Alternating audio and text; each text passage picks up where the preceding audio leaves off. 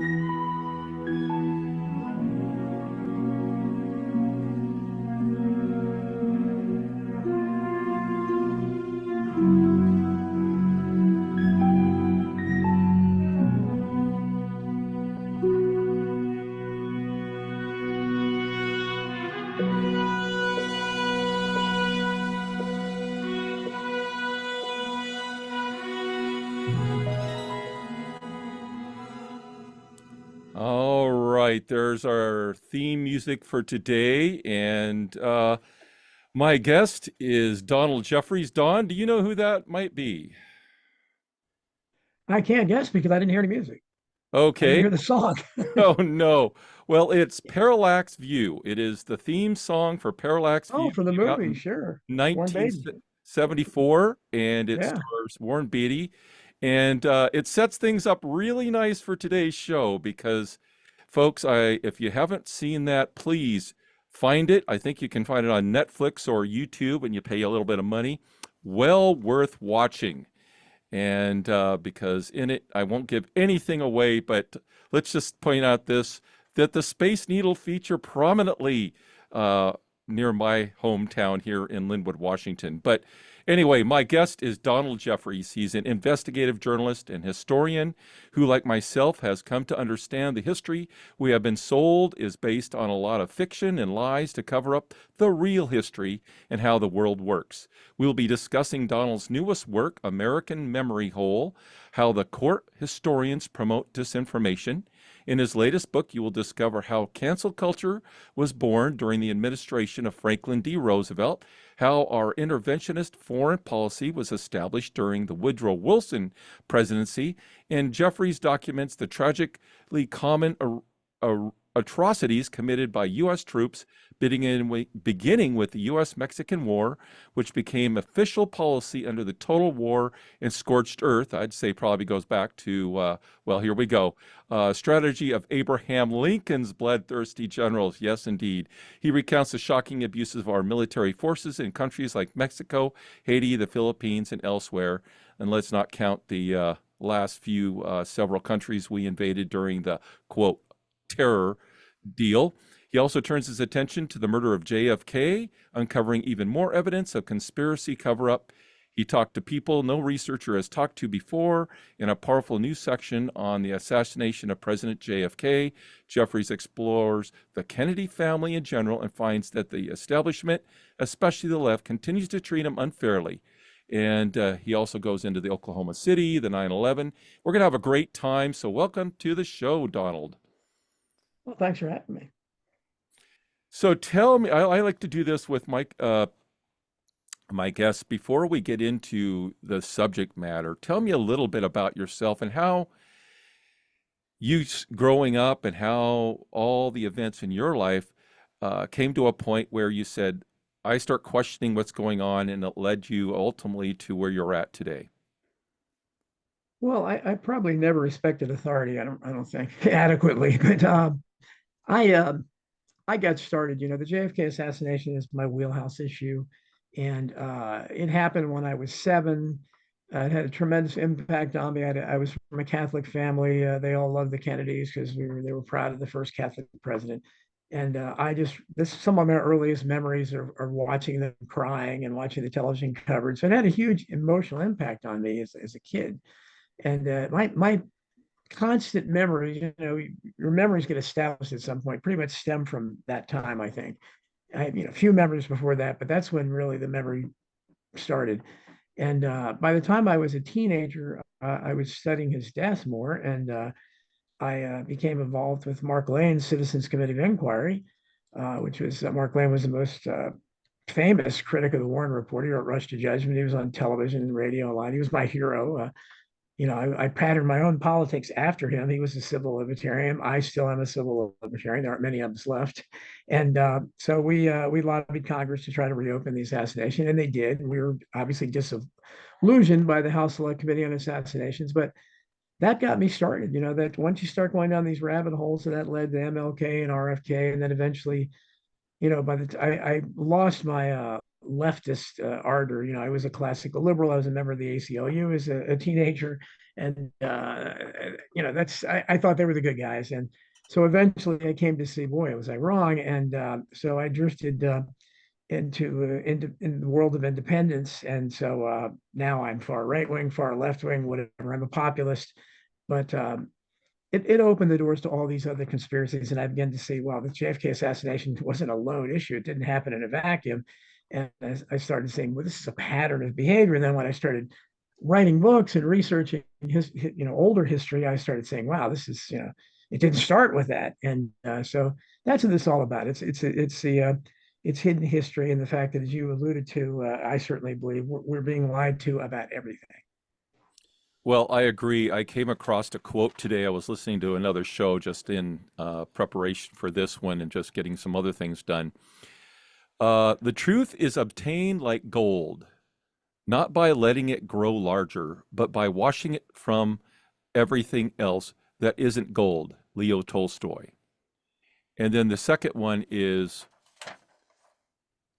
history is a pack of lies about events that never happened, told by people that weren't there. George Santayana.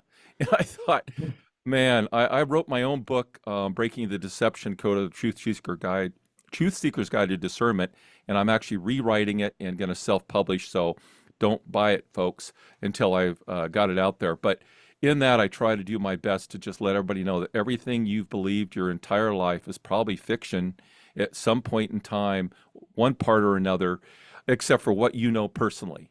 And it's your job as an individual to use your God-given brain to start sifting through truth from facts or truth from fiction, right from wrong. And so it sounds like you've done the same thing. Your life became early on, probably earlier than me. I was the classic Republican, and I had a wake-up call in 2015. Literally, I woke up and hit me, and I believe it was God said, turn off the political talk shows, turn off the news. And I came to work, turn on YouTube. There was a video in the right-hand corner, and I said, what's this about 9/11? And I hadn't thought about 9/11 since 9/11. I clicked it, my life changed dramatically, and I did the same thing you did. So let's discuss your work. Tell me about your let's start. Let's go back, because I know you've written this. This is your latest book, JFK to 9/11. We'll get to that, but let's go back and talk about the history of America itself, and that our empire is, quite frankly, no different than any other empire. It is built on the blood of many people, innocent people, and the dumbing down and the ignorance of the masses to do what those in the charge want us to do. So let's go back maybe to the earliest times when things got off kilter and started going down the wrong track. Well, I think that if I had been around back in 1776-ish, I mean, I probably would have gotten caught up in the revolutionary spirit because, I generally am always opposed to war.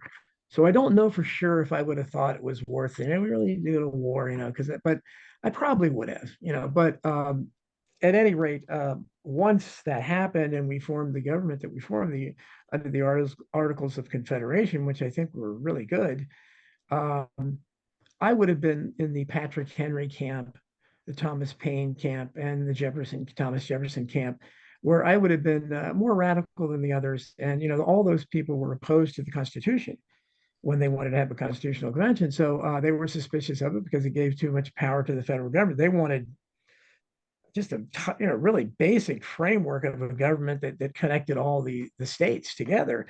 And that's why one thing people don't realize is that before the war between the states, the United States was plural. You'd say the United States are. After the Lincoln Civil War, it became the United States is, and it's been that way ever since. That's a tremendous change. But but even saying that, and I have a lot of supporters and they all love the Articles of Confederation, but I do venerate the Constitution simply because I think by including the Bill of Rights, it made it something special, and also articulating that these rights were not given to us by government, but they're God given. We're born with them, and no government can take them away because no government grants them. And that's important. But I think the situation we find ourselves in today is that who knows how many millions of people don't believe in God, more than ever before, certainly. So they're not going to respect God-given rights because they don't believe in God. So that's why you see in a recent poll, it's what I have suspected for a long time. 53% of Americans were said to believe that the First Amendment goes too far. And so that's why I say, we're outnumbered. I mean, so you can't even run on a free speech type civil libertarian platform because most people disagree with you. So we've come a long way from what it was supposed to be. But I do think the basic framework of the Constitution, yeah, maybe it gave a little bit more power than it should have. But they did with the 10th Amendment, which is never paid attention to, which said any rights, they strictly, the government has some very strict powers here, very few that are enumerated, and if they're not enumerated, they belong to the states and the people. That amendment has always been forgotten, and but I think that the separation of powers was a great thing. I think James Madison was brilliant to come up with that, and the Bill of Rights obviously protected us. So I think it's about as good a form of government as man could devise. But unfortunately, from the very beginning, and this book talks a lot about that. American Memory Hole talks about how Thomas Jefferson, again, it's my hero, from the beginning fought judicial review because the very first attempt to shatter the separation of powers was John Marshall, who was the first Supreme Court Chief Justice, and he just took it on himself to say, no, hey, we're gonna interpret the Constitution. And Jefferson says, no, that's not what we intend. That's not what this is. But they won, and that's the problem. Is from the very beginning, you had lots of good people there, but the Hamiltonians, and I don't think very highly of Alexander Hamilton. That's why he's the only founding father that's a black rapper on Broadway. There's a good reason for that, because he was the banker's favorite founding father. But the early stages of, and I discussed this more in Crimes and Cover-Ups, previous book, but the early battle lines were drawn between the two parties that existed then: the Democrat Republicans, and the Federalists. The Federalists were the Hamiltonians, and who swayed George Washington to his side, the Adams, and they believed in a central bank, and which would eventually become the Federal Reserve, the bane of our existence. And Thomas Jefferson very much opposed that, and so did the rest of the Democrat Republicans at the time. So that was the battle in the beginning, and unfortunately, the Hamiltonians won. Andrew Jackson would later, beat them back for a while, and fought the second bank. And then John Tyler, I talk in American Memory Hole, the forgotten role John Tyler played as a one-time supporter of the bank, and he went against it as president, and he was almost run out of town. He was almost tarred and feathered, and it's forgotten, hidden history, if you will. But eventually, obviously in 1913, the Hamiltonian side won forever, and we've been that way ever since. I find it very interesting the way you bring this up, is that the very, very foundations of what we think of being who we are already had cracks in it. And those wily, and I call them wicked, individuals got in there and started leveraging and widening those cracks and basically putting fault lines throughout our whole government to the point where um, when you look at what happened during the time between that and the war between the states, the war of aggression, as I've come to see it, Mhm. a lot changed. That was 50 years basically, or a little over 50 years, and a lot of got to the point where you had the South, you had the southern states, and they were doing quite well. And you had the northern states, they were doing quite well.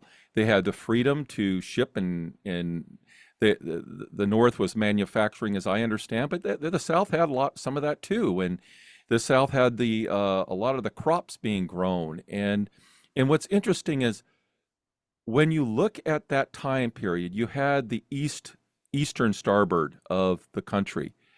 You don't realize that in California and up into Washington, Oregon, that all territory, there were people living there too, and they had nothing to do with the war between the states. They were doing their own thing. They were panning for gold. They were timber. They were inventing cable cars. You name it was going on in their place at the same time. So we had two different worlds. Have you ever thought about that? I've done a little research and written about that, but there was two different Sure. worlds going on, and probably the middle aspect too of a lot of the Native Americans living and not a lot of problems with people on the interior, but you had that eastern, you had the western, Yeah. and then you had the center, and we only read about what took place under Lincoln in that, but we don't understand that during the other area there was a lot going on too. Sure. And I mean, even then, Americans were, I mean, obviously, Americans were divided in 1860, but it wasn't just over slavery. And that's why I write, the Civil War was not about slavery. That No, Lincoln made that clear immediately when he said, you know, if I could save the Union without freeing a slave, I'd do it.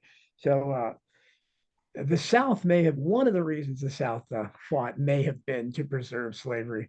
I don't think, but it certainly wasn't the main reason, and it was never a reason that the North fought. The North was not fighting to free slaves. Those boys were just as racist by today's standards as the Southern.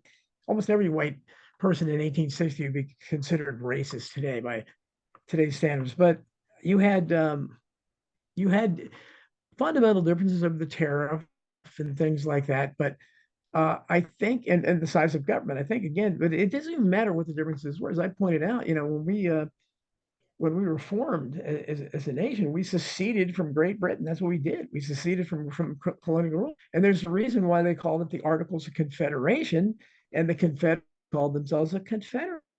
yes, There was a lot of parallels there. And so, however you look at it, even if the South wanted to secede because of slavery, as repugnant as it is to us now, slavery was legal then, and it was practiced all over the world. So they weren't doing anything illegal. They were doing something immoral, perhaps, and so is the rest of the world. So, but if what people I think are lost on is when Lincoln refused to let those states secede, and in all probability, if the original 7 states had seceded from the Union, they probably would not have been able to make an economic venture of it. I mean, after all, we're in the same land mass. Maybe they would have, but probably not. And so they might have just come back with their tail between their legs. I don't know. That's what I think probably would have happened. But instead, he immediately confronted them and challenged them. No, you absolutely cannot do this. The Union is inviolate, which there's nothing anywhere in the Constitution said the Union is sacred and cannot be.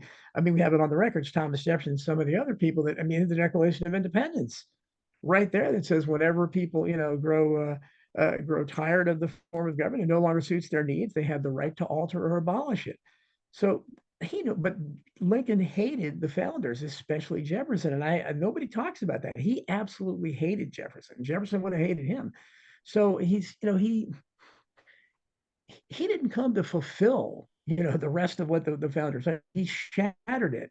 yes, And the biggest thing he shattered was the fact that if there was a foundation, a single most important foundational principle of the War for Independence, the American Revolution, was the concept of govern self the concept of consenting to those who govern you.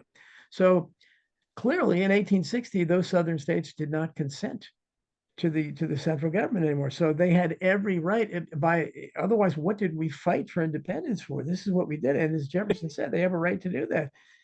Lincoln would immediately said, no, you can't do that. And he upped the ante. The other states came in, so you had a fight with the 13 states, and the South had better generals, obviously, and then the northern, bloodthirsty, people were fighting a war of attrition. So that's why it lasted as long as it did. But it was an unnecessary bloodletting, a tragic thing of no proportion. But instead, it's been built into this epic thing that it had to be done, and slavery was the slaves were freed because of it. I mean, almost 1 million people died. It's insane. And then what did you have after that? I've written in Crimes and Cover-Ups, like whatever, Reconstruction, that people don't talk about. And reconstruct the horrors of Reconstruction. What did you get out of that? So out of you got almost 1 million people that died. You had an illegal military occupation of the South afterwards, and because of that, the KKK was born. Jim Crow laws are born. Separate but equal was born, and you had almost a century of really bad racial relations that were much worse than before the war in the South. And of course, they spread to the North. So the idea that anything good came out of that is ridiculous. Slavery would have eventually gone the way of the dodo, like everywhere else it was happening. And Jefferson, who was he had the right kind of plan. Lincoln's idea of the Emancipation Proclamation, where he freed the slaves of the South, where he had no authority at that point because they were fighting to be independent, but not the North. The Secretary of State John Stuart pointed out, hey, we're freeing slaves where we had no authority, but he didn't free the slaves in the North. In fact, Grant's wife still had a slave a few years after the war. There's a big controversy about it in the press, and Grant supposedly said something like, "It's so hard to get good help," or something. I mean, these are the heroes. If you look at them, these are where you contrast them to somebody like Robert E. Lee. It's such nobility and was such a high moral character compared to these Grant and these savages like Sherman and Sheridan. So I can't stop writing about that. But when you put yourself in that position, you inevitably if you're going to say, okay, well, you must support slavery. Come on. I'm one of the few people talking in the world today about the 40 million slaves in the world today. Nobody seems to care about them. What Yeah. about the 10 million slaves in India? Where's the boycott or the embargo of India?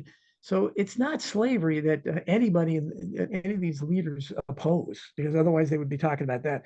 They're just getting racial discord out of that. And we're as a result, we're so divided today. As divided as we were in 1860, there were certain foundational issues that you could build a society on.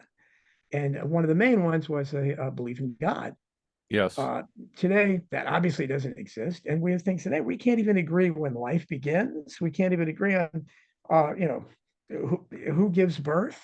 I mean, just the cultural issues alone now are it's impossible. So to say that we are more ripe for secession than we were in 1860, because what they seceded in 1860 over was child's play compared to what you have today. Today, we have real division. And I don't see how we can come back from it, because there are millions of us that are not going to ever live in harmony with people that want to mutilate children and put tampons in the little boys' bathrooms like Tim Walz did, our vice president candidate. So I mean, these are irreconcilable differences. Yeah, I find it interesting that having traveled a lot in around the United States now, road trips, um, two takeaways. One, when I was on the East Coast and went through Washington, D.C. and that area, it was very evident that D.C. was patterned after Rome, and the eagle became the mascot, just like Rome. And the columns, everything, and you have Lincoln standing there over his hands over the sheaves, and the sheaves mean rule with an iron fist. And they told you up front, this is what we're about. We are about empire. We're about controlling through violence and boycott, or I should say, when you is it boycott? Yeah. So when you blockade another country that you don't like because they're not allowing you to pilfer them, and you're putting up a little bit of a fight, and they say, okay, we're going to put an embargo, which is blockades. And so we see this time and time again, and this is kind of where Washington D.C. became, I believe, the empire of the world. They picked up the gauntlet where Britain was. It really took off after World War II. I mean, we became the supreme boogeyman for the world, and we have been raping and pillaging ever since. But it actually goes back further than that, because when I went through the South, and we spent a night in, or was it night? A night in Vicksburg at Duff Green Mansion, right there in Vicksburg. It's one of the only few, this one block was left. That was it. It's the only block standing after they came in and just started blowing up that city. And the reason why it did is he made it into a hospital, and he said, I've got the Union soldiers at the top, and then I got the Confederates down below. So if you want to kill your own men, bomb us. All of a sudden it became a sanctuary, and they became separated, and they weathered that skirmish there. 17,000 people died at that. It's just over at that. And the historian that was telling us said they didn't celebrate 4th of July because that's the day that they had to surrender for 100 years, because it devastated. And then I went through other towns and found out they wiped out these towns. They leveled them. They burned them down. They leveled them. They destroyed the infrastructures. And that's why it took so long for the South to rebuild itself. It was barbaric. It's much like what Israel's doing to Palestine today. It's the same ideology that took over, and then they took and applied that everywhere they went. Yeah, exactly. And I talk a lot about that in Crimes and Cover-ups in American Politics, 1776, 1963. I go over a lot of those atrocities, and when you look at it again, you remind me. I say, keep in mind these are the people that we're told are the good guys. These are Yes. the ones, the little kids. These are the heroes: Grant and Sherman and Sheridan, obviously Lincoln. And if you look at their total war strategy, the scorched earth strategy, it was unheard of. Now, I found researching it that there was a precursor to this. There was some of this that happened in the Mexican-American War, and I'll have a lot about that in the American Memory Hole. You see some of the same things. The emphasis on stealing. Already there was a lot of grifting going on, and in Civil War they refined it. I mean, I published a letter from Lieutenant Thomas Myers, and again, to me that's the best historical evidence, not some Ivy League professor telling me, but this is a soldier's letter to his family where he's bragging about how much booty they've gotten, how much jewelry and possessions they've stolen from the women of the South as they march the day, but he's complaining. He said, well, of course we have to give a cut to Sherman. And Sherman gets a cut of everything. He's got enough gold and silver to start his own bank. So that's the greatest evidence in the world, because he's just complaining. He's not trying to expose anything. He's bragging to his head. He says, at the end, he says, please don't let this get out of the family. Well, don't worry. It didn't get to Ken Burns or anybody else. It didn't get anywhere else. So, I mean, this was, but as I researched American Memory Hole, I saw that again, the same kind of thing. And we saw a little bit of it in the Mexican American War of them stealing possessions. And, and the rape that Sherman's troops raped, it was just unbelievable, the raping that went on. And we saw little of that again in the Mexican American War, but they refined it under Lincoln. And because it became, as you know, this became policy. So after this, every American battle was fought with the scorched earth policy. And I published in American Memory Hole, it's very impressive to me to read the directives to from Jefferson Davis to his troops, to his generals, about you are not to target civilians, you are not to engage in theft and all this stuff. And they were on a much higher moral plane Higher. than yeah. I mean, whereas again, was the policy of the Union to do this. And in Crimes and Cover-ups, I talked about just atrocities you wouldn't believe, of just destroying kids' toys, and shooting dogs, which again we see that in Iraq they were shooting dogs for pleasure too. Yep. And we saw the shocking lack of virtue or belief in God Where in crimes and cover-ups, there was more than one example of them taking over a church, and I think they turned one church into a gambling hall, another one into a brothel, or something. So this is, you know, you have to be a real blasphemer to do that. But this is what they were doing when they weren't raping and stealing, and these were the good guys. And the South, that's why to this day I think you have some people in the South that remember. So they heard the stories of what happened to their ancestors, and but so it's no surprise. So when you get to and again in crimes and cover-ups, I detailed all the rape that went on during the good war, World War II, where they were raping so many Japanese and German women, the Allies were, that they had to create special brothels for them over there to try to channel them that way. They were and Wow. they were stealing. It was for a while. It was a big deal to steal Japanese skulls as a trophy, and they'd send them home to their loved ones. And in fact, Roosevelt was sent one, FDR, and he was so proud of it. He posed with it, and he said, "This is exactly what I wanted." I mean, so these are the good guys. These are the good guys. And so when you get to the stories of that Julian Assange, again, this is all one timeline. When you get to Julian Assange and, well, originally Bradley Manning, who became Chelsea Manning, when he published the videos and stuff of them targeting and laughing and killing civilians like it was a video game, and all the stories we heard of them playing soccer with decapitated heads in Iraq and Afghanistan. These are things they did, annihilating the wrong families and laughing about it. It's just rape everywhere. And so this is, support the troops. And what happened when Manning exposed that, he was sentenced to, some unbelievable 75 years or something in prison. And one of the amazingly enough, Barack Obama actually did the right thing. He commuted his sentence when he left office, and which is one better thing than Trump did, because Trump didn't pardon anybody that worthwhile in office, but he did that. And but they're still targeting Manning again, and we saw what happened with Snowden when he exposed it. And Assange, of course, is still being, I believe, punished mainly for that, for exposing the crimes of our war crimes, and also obviously the WikiLeaks stuff with the 2016 election. But yeah, this is a timeline, and it never. There's a direct correlation between what you saw during Sherman's march to the South and what you see in Iraq and Afghanistan. So I'm going to have to do a lot more.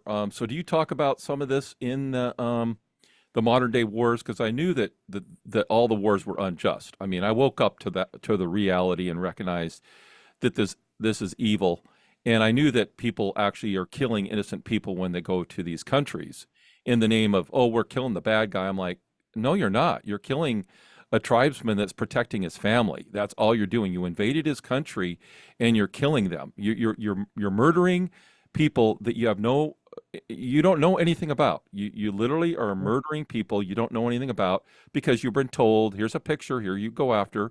I did read a book about Guantanamo Bay, and they had hundreds and hundreds and hundreds of individuals that they rounded up, put in there, and all of them are innocent. Literally, every one of them are innocent.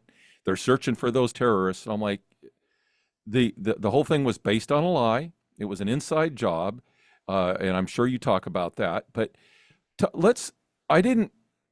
So when all these guys come back, when the soldiers come back from war, my dad was in World War II. He was stationed in the Philippines. He was the last wave to come in, and then he was stationed in the Philippines, and then the surrender took place after they bombed, destroyed Nagasaki and Hiroshima. Then my dad came in on the troop ships, and he was part of the occupation, and he was there for whatever period of time. He brought home some swords and guns, and I've got some of those swords, but he didn't.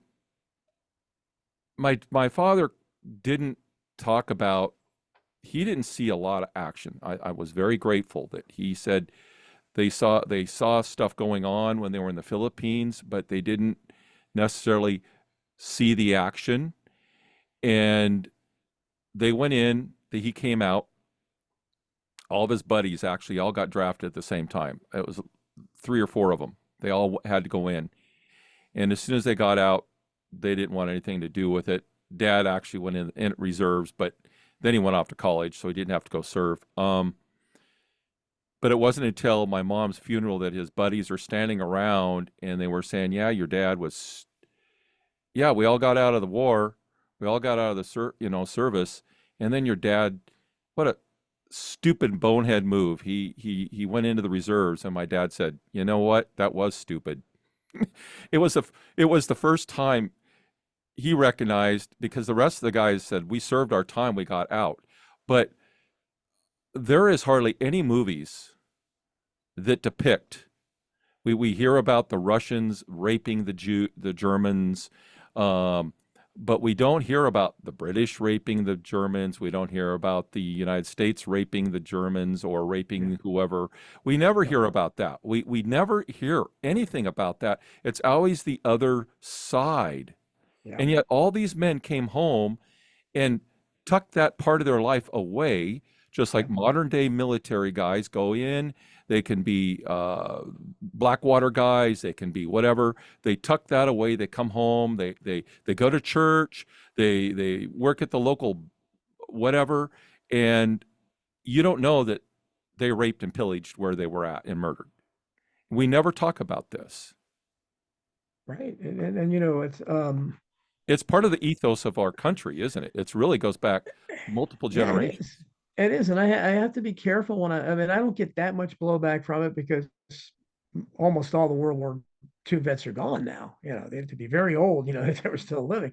So, but I'm sure if they were alive, they'd be offended. But because, we want so much to, and I don't want to, besmirch the heroism of it. Because I mean, I'm sure, it wasn't fun. I had, you know, my dad, was deferred because he had kids. He lucked out. He didn't have to go in, but, and he was a little old for it. So, but one of his brothers was there at Normandy, and it messed him up for life. They say Yes. I didn't really see it. I mean, every Christmas, because he would relive it at Christmas, and he'd start freaking out and start. He would be almost completely beside himself because for some reason at Christmas it would revisit him, and so I think that and I had my one of my wife's uncles was killed as a young man in World War II. So I have to be careful about it because I don't want Not to make them everybody out to did be this. no, and I don't want to make them out to be bad guys because first of all No. they were forced to go, but they were also caught up in the jingoism and the patriotism of the moment. You had all these unconstitutional, which began in World War One. People think of Uncle Sam. The founding fathers would have cringed over something like Uncle Sam. That's the last. No, we're not fighting a revolution to have this ridiculous figure saying "I want you" for the Right. government. But somehow by World War One, they were able to convince people and Americans that was patriotism. So once they did that, they got all the doughboys and everything. You had George M. Cohan. You had the entertainers of that era that already began propagandizing for war. And then, of course, World War II went through. You had everybody. From you had people demonizing Hitler way before we were anywhere near the war. You had Charlie Chaplin, turning to the screen at the end of The Great Dictator and breaking the fourth wall and saying we really need to get involved here. He actually said that. This is fascism. I thought, what? How do you take that seriously? It's nothing but propaganda. And Bugs Bunny, the Three Stooges, Tarzan, all of them buy bonds, and all. So plant victory gardens. I mean, it was propaganda on an unprecedented scale. I've written about it. How you had people like John Steinbeck and Archibald MacLeish, and these people that were great writers that became propagandists that Yes. worked for the government, and they promoted war. So, and again, I think they lost all their bona fides in terms of being anti-war people. Because why was that war good?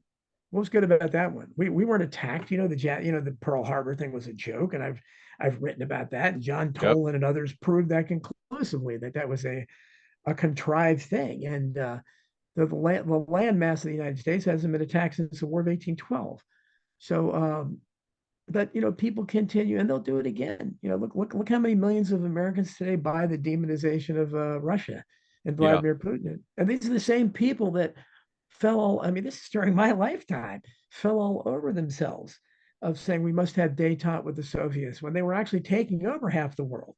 And no, we have to have peace and excuse them constantly. And that was what the McCarthy era was about. And then in American Memory Hall, I'll have a lot more to say about Joe McCarthy, who was actually an American hero. Joe McCarthy didn't hurt anyone's career. Joe McCarthy is, but again, because Americans are so dumbed down and stupid, frankly, they associate McCarthy with the House Un-American Activities Committee, when of course he was never in the House. He was a senator. And nobody knows the name of that guy, J. Parnell Thomas, the chairman of that committee. If you want to go after somebody, go after him. That's who the ones who went after the Hollywood people. Joe McCarthy was going after subversion in government. He's going after the army, and he was also one of the first conspiracy theorists in terms of Pearl Harbor. I just found out that when I'm researching it. He was one of the first Wow. ones that said, "Hey." So he was, and of course, it's always a good thing for your historical reputation when they kill you. So, and he went into Bethesda Naval Hospital at age 49 with a knee injury.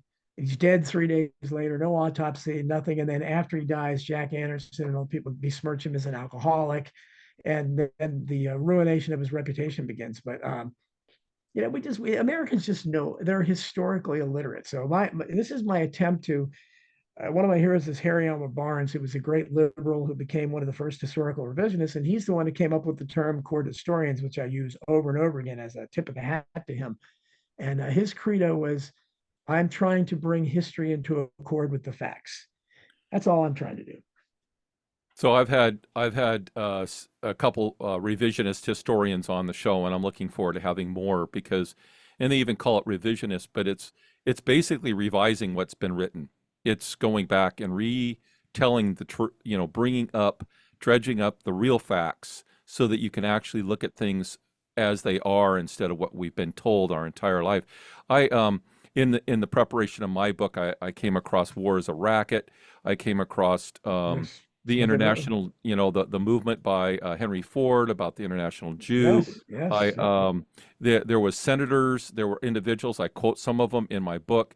There was a movement. They all knew that that war fever had already been planned. They wanted this war. They wanted another war because the industrialists, the bankers, the people at the top loved making a lot of money from World War One, and so they were already planning the next war. And so people are like, "Well, no, nothing happens by accident." I try to point that in my book. There's not one accidental thing. Even I quote President Ford. He said, There's no accidents in politics. Mhm. Nothing." So Yep. when we understand that there was a America First movement that became besmirched by the historians, by Yep. the propagandists during the period of First World War, Second World War. They were saying, we don't want to go through that again. We don't want to lose our people. We don't want to, cater to that. And these were powerful individuals. And there was a whole groundswell of movement, but they got bowled over. And we see the same thing. I remember when the protests were saying Bush lied, people died. Bush lied, people died. And all the right-wing political talk shows are like, oh, those liberals, blah, blah, blah. Yeah, yeah, The yeah. the Code Pink, this is a lie. They're killing. No, no, no. Support the troops, nuke them, do whatever you want. And it's become a religion with, I believe, a separate religion, far and a cry from Christianity, that it's a religion of war, it's a religion of conquest, it's a religion of might makes right, and we're seeing it right now with the whole Israel Palestine. Now Israel's been destroying Palestine for 75 years, destroying, stealing, raping, pillaging, destroying. And evangelicals, their second part of their religion is supporting Israel. Yes. It's Yep. it's dispensational. It's a fake religion, but it's so ingrained in their being that they cannot separate themselves from it. Yes. And I Yep. believe that's the same thing with the common everyday. Look, every time they have veterans this, veterans that, veterans this. We forgot it was Armistice Day. Armistice Day was peace, never again in our time. And the government changed it to Veterans Day to get Yes. your mind off of peace and put it back onto celebrating other veterans. And so all these corporations, oh, if you're a vet, you can get 20% discounts. And look, I got friends that are veterans. My father was a veteran. I am grateful that my sons did not go into the military. I told them, do not go in the military.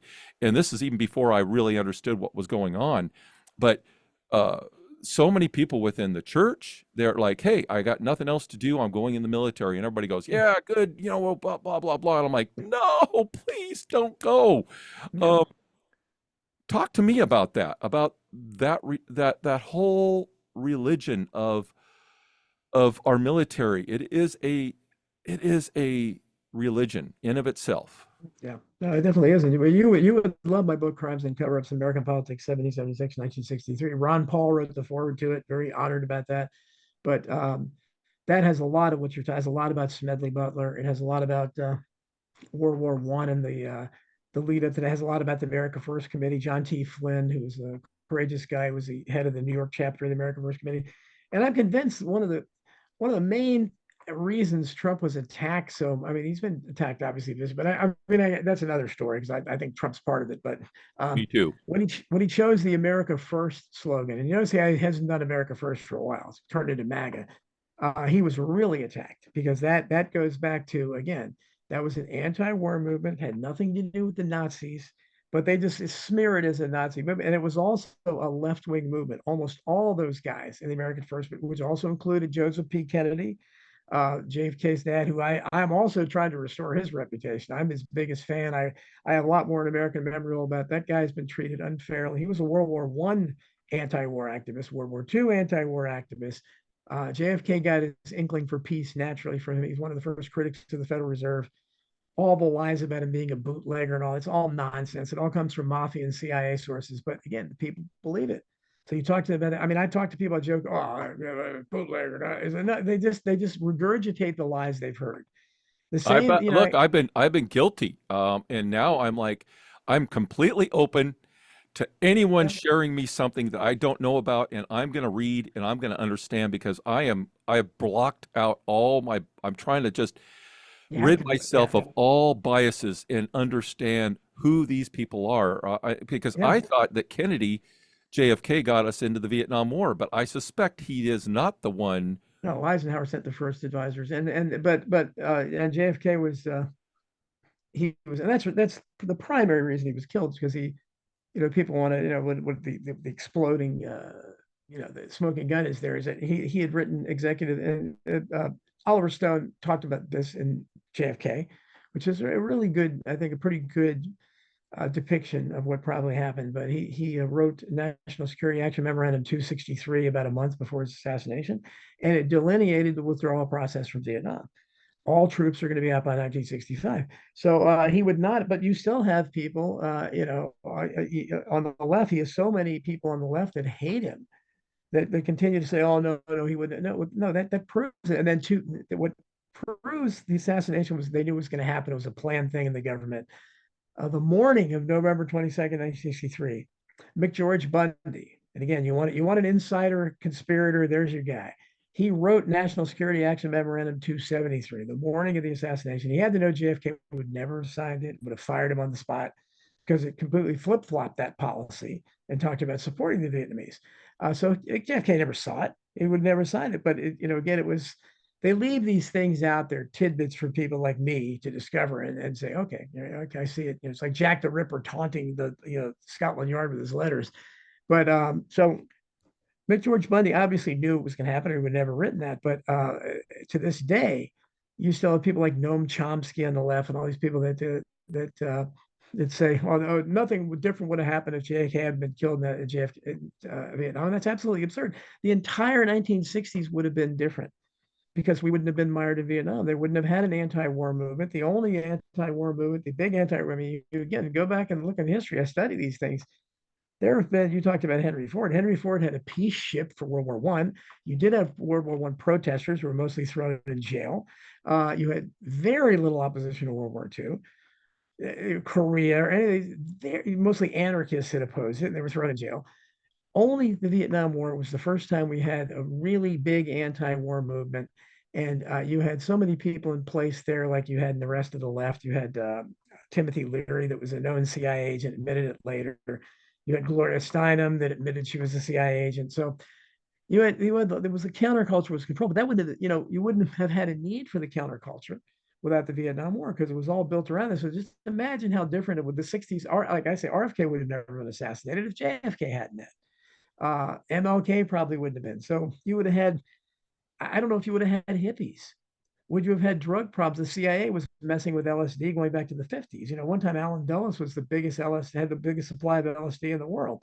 And, they had set up a whorehouse out there in San Francisco where they gave the Johns that came in LSD, and they filmed them to see, what the reaction was. And think of your tax dollars spent. You think American citizens would approve of, okay, we're dosing people with LSD, and we're setting them up with whores, with prostitutes. I mean, just how many wrongs do you have there at one time? But that's what we were paying the CIA to do. So another thing about Joseph P. Kennedy that people don't know, I learned it from Robert F. Kennedy Jr. in his book, which is Family Values, which is a real good book, and he very much defends his grandfather. And he talked about something I didn't know, that there was a presidential commission in the 1950s to study the abuses of the CIA then, 20 years before the Church Committee. Joseph P. Kennedy was on it. He was the most outspoken member of it, and he suggested Wow. strong reforms. So Allen Dulles hated the Kennedys, and so did the rest of it before JFK got in office. So when he came into office, he had all these hostility. People now with the Kamala Harris nonsense, with her being handed the nomination without winning any delegates or whatever. People don't realize that one of the other things that JFK started, and the more I study him, the more impressed I am with JFK. It's how different he was. He invented modern politics. He was the first candidate in either party to use the primary process to get the nomination. He ran in all the primaries. He won all the delegates, and Harry Truman couldn't stop him, who hated him. Eleanor Roosevelt couldn't stop him, who hated him. Adlai Stevenson, the entire hierarchy of the Democrats then hated him because they hated his dad, and they didn't want this guy's son, because they knew how much they hated it, Joseph Kennedy. So, but he won the primaries. There's nothing they could do, and he had the delegates, and he set the precedent. From that point on, every candidate in both parties used the primary process. That's how they picked their candidates. Before, they picked them in smoke-filled rooms. The primaries were irrelevant. And then now we have the first time, 2024, first time since 1960, where we didn't have that, because Biden, inexplicably, they didn't see him doing that. It's So it's all now it's a done yeah, deal. They're trying to get Trump in there. They want this guy in there, is my feeling. They're doing everything they can to put him back in there, including the show that we saw not too long ago. But that yeah, I diverge from what you're saying. Is Kennedy, go ahead and be more, because everything that the whole book Camelot, and yeah, making JFK as a whoremonger, yeah, yeah, and that he was a party boy. He hung out with all, Frank Sinatra and all these guys, which he did have right, affiliation with. But yeah, um, it's kind of interesting that all these things have been done after his death. We yeah, Everything that has been written and created and manufactured has been after his death. So he's not there to say, hey, whoa, what are you talking about? Nobody is right, there to provide us with an alternative viewpoint. So right. then we all drink it and we think it's real. Yeah, I'm one of the few people that even in the JFK assassination research community, I'm one of the few people that, I mean, I get called a Kennedy fanboy, but it's no accident. When I was a teenager in the mid 1970s working for Mark Lane's group, this was the time of when the interest in the JFK assassination was at its peak, criticism of the Warren Report. So I was steeped in that, and I don't think it's any accident that it was precisely at that moment this Judith Campbell Exner appears on the scene. And I've talked about it in my book, Hidden History, where she comes on the scene in her initial press conference. She was ridiculous. She had these huge, oversized sunglasses, this gigantic hat. And oddly enough, during her first press conference, she never mentioned a word about the mafia. And the mafia would come to be an essential part of her, her very fanciful tale.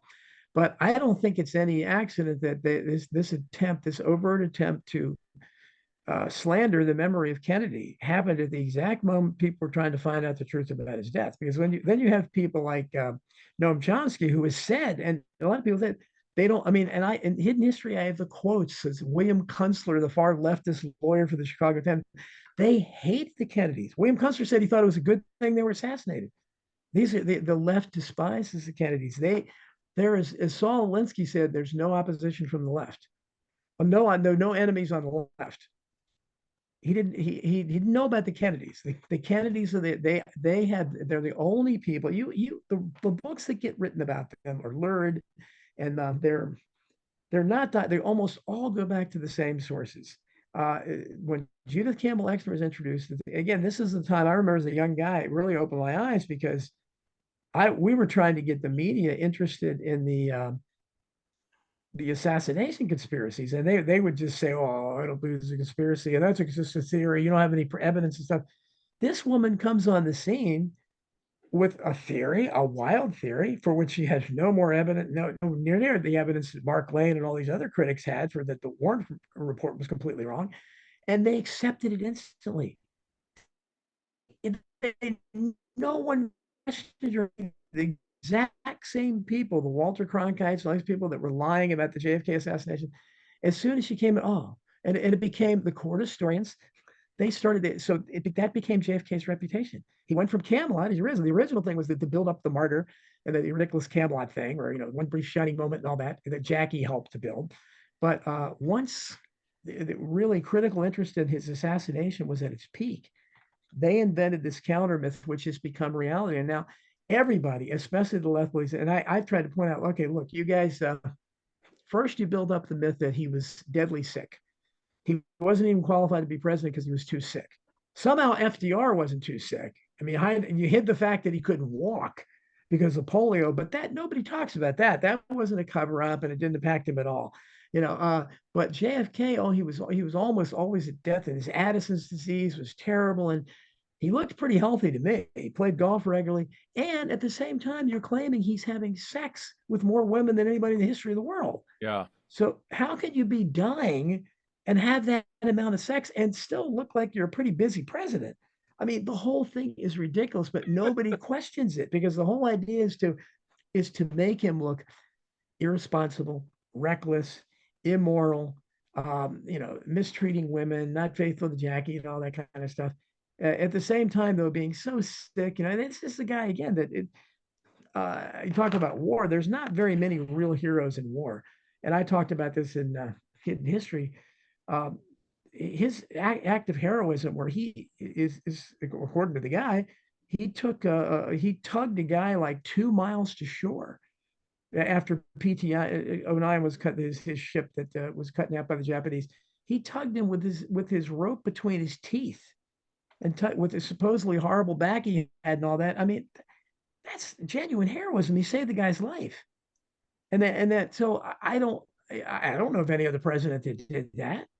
And so I think that he has been really mistreated. Yeah, I'm a fanboy kind of. Yeah, he was my first president that I remember, and I was impacted by his assassination as a little kid, and having all those images and everything. But I think he holds up incredibly well against the rest of them. And I really resent the fact when people believe this nonsense, just like they believe the lies about his father, because the Kennedy family, uh, you know, behind the scenes did a lot more good things than most of they don't whatever foundation they have, it's not the same kind of thing as the Rockefellers, the Ford, or the Carnegie that has all these shenanigans going on with it. Nothing like that has ever been tied to Kennedy's foundation.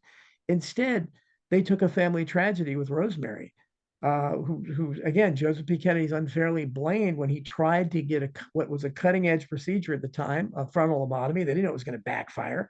He tried to cure her. She was a little slow, and he could afford to backfired terribly, obviously, and she went back to have it reverted to like a 2-year-old, and they were crushed.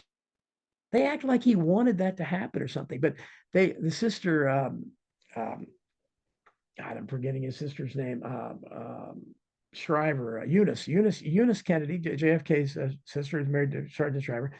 She used that motivation to start the Special Olympics.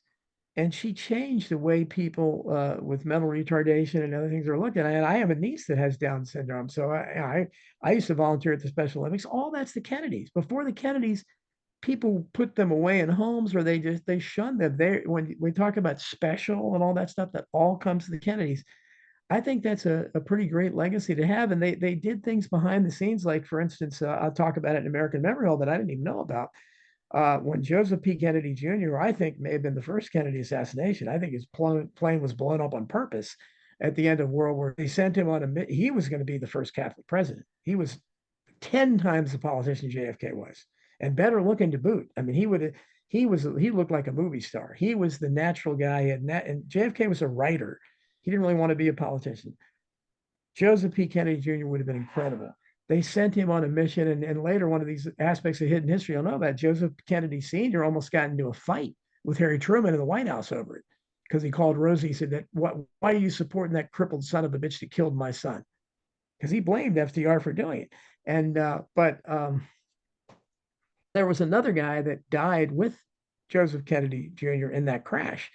And I had no idea that on the ensuing decades, the Kennedy family, he had little kids, gave them money constantly, paid for their education, sent them to college, all of that, any fanfare, no publicity or nothing. And in fact, one of the curiosities I found on the morning of November 22nd, 1963, at the Chamber of Commerce breakfast, which is the last public speech JFK made, where he famously took the Stetson hat and said, if you come at the White House Monday, I'll put it on there. That was like his last speech he said. And he still had a sense of humor. But his guests at that breakfast that he included were the family of the guy that died with his brother in the crash. Now, that's just kind of an odd fact, that he was talking to them that day. But there's lots of things about the Kennedy family people don't know. But to me, I wrote Survival of the Richest, which is a book condemning the rich, condemning the elite. And I can tell you how most of these people are. The Kennedys come out like shining pillars of morality compared to the rest of the people in their economic class. It's interesting. I attended this guy's Francis X. McGuire, You're the Greatest. It's a collection of his memories and thoughts. He helped the Colonel actually launch in the early days KFC, but he was also, as part of this early on, when he was a younger man, he was invited to the White House, and JFK was there, and he said, my biggest regret was JFK sitting there with a Coke in his hand, and he invited me to get one, and I declined. And he almost cried. I mean, he was like, this man, he looked kind of lonely, and here I was a teenager, and he invited me to go and have a Coke with him. And he said, that's my biggest regret. And at that point, this is years and years and years ago, probably 15 years ago, I heard that. I went, wow, that's a side of Kennedy I've never heard. And I respect Francis X. McGuire. And then I had another guest on. I actually had a guest on my show a while back. Sorry, folks, you have to go back and look. But we talked about the spraying the skies and all this kind of thing. But she was chosen to go, and she was a part of a elite group of students to go and be with the president and spend a day. And she remembers vividly her just wonderful feelings of JFK as a gentleman and as an honorable man, and just being there. And that's two eyewitnesses who had nothing to do with politics, no axe to grind, but just spent time in his presence and said this guy was a good guy.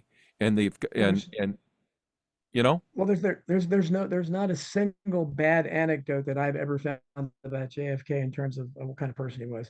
Anybody that interacted with him describes him as charming, personable, credibly polite, and friendly and accommodating. Whereas, for instance, Lyndon Johnson, you can't find a positive anecdote about him. Everybody that interacted with him said he's an SOB, horrible person. So it's usually when you have these kind of anecdotes, there's obviously truth to them. But yeah, I think there's no question that JFK was a really nice guy. personally. And maybe that was part of the politician, but he wasn't a natural politician. Like I said, I think he was a naturally nice guy, and he was, even though he ended up, we look at it, and he set the template for Democratic Party politicians for decades. They try to even almost talk like JFK with the using his hand for effect and stuff. But that was just him. He was a captivating figure, and I think that's why he, had so many women admirers, and he had so many male friends, and people wanted to be around him. So let's go back to the 60s for a moment. And you made a point that without his assassination, without actually going into another war, a war of convenience, a war that a lot of men lost their lives in, a lot of people, again, the draft was still in. I know a number of friends of mine, acquaintances of mine, they're in their 70s that all went through where they spent time there, and it shaped their mindsets.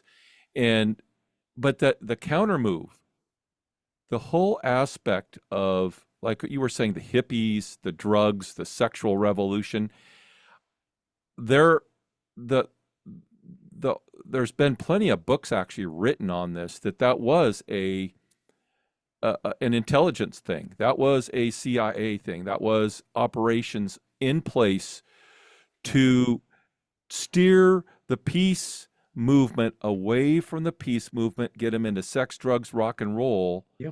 and derail a powerful movement that was growing organically. And I can say the same thing. I believe that with the Black Lives Matter, when it started out, it was organic, and it got taken over the same way, and it became this same kind of exact, same. They take these movements, and then they transfer them into destructive, apocalyptic movements that Yeah. end up changing. So talk to me about that, because when I was, look, I was born in 59, so I didn't come of age until the 70s. And I do know that the 70s was the birth of streamlining and mainstreaming porn. It was the birth of mainstreaming drugs. It was the Yep. party lifestyle. It was eat, drink, and be Yes. merry, for tomorrow we may die. I Yep. remember that, and I got caught up in that. Me And too. yeah, some great music came out of it, but a lot of that music Yeah. celebrated that lifestyle. It wasn't Oh just yeah. Yeah. it and that is carried on. It has not gone away. Um, so Yep. talk to us about that, because some people believe that the Beatles were part of that front row Yeah. of Yeah. transformation of our culture from Yeah. uh, the Everly Brothers. All of a sudden, you had the Beatles. Yeah. No, you're right. I've wrote a book about entertainment called Barred Fame. So I mean, I know a lot about the entertainment industry, and I certainly love the Beatles. But I'm aware there's lots of people that think they were a project, and that were, a monarch project or something, and maybe they were. I mean, I was a little kid when they came out, but I was a music fan at age 7, so I was already, saying yeah, yeah, yeah, when they came out. But and they were a phenomenon. Yeah, they worked really well. Obviously, they worked well on us, and but there was a lot of great music there. And you're right, it's a shame that so much of it had to. Certainly, the Beatles were guilty of that later. Celebrating drugs and things like that. So, but I think, again, I think there's the entertainment industry, like everything else, is completely controlled. And I think that if people get out of hand, they eliminate them. And that's what I wrote on Barred Fame. I said, the body count in the entertainment world is it's the only world that can rival the political world for body counts. It's very comparable.